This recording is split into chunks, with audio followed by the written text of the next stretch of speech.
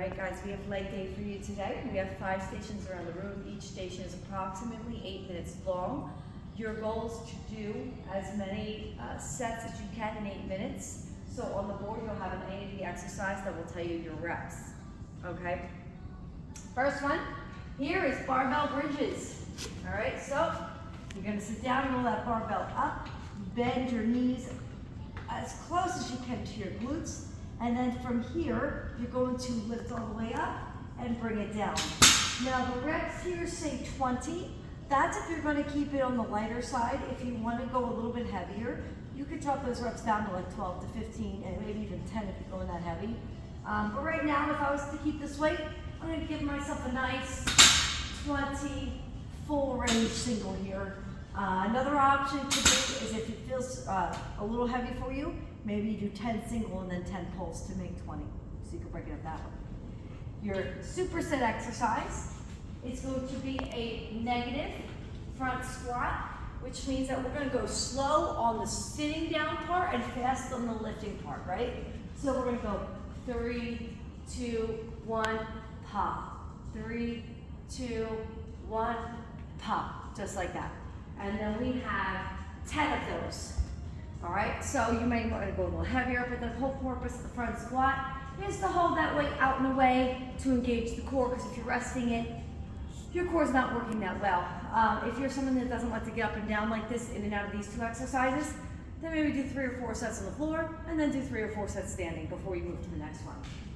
All right, next station is a front foot reverse lunge. So you're going to elevate the front foot, okay?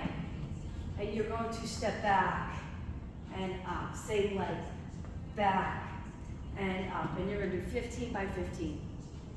All right? So again, 8 minutes or 3 to 4 sets. Over here, we have cable kickbacks. All right? So we have right and left. You put your foot in. All right? It says 30 by 30.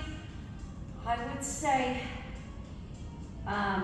you could do 30 by 30, that's a lot to count. I would say go a little heavier and see if we can do like 15 by 15. Cut that in half. All right, we're gonna just keep this back like this. Even at this weight, so sometimes I go really heavy and sometimes I go like light and I can really feel that glute work. So if I'm gonna do it lighter, I'll probably do like 15 single, 15 pulls. There, that'll get you to your 30 and then go to the other side.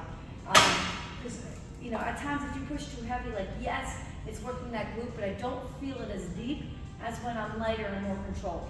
So you have to just see what feels good to you and what works.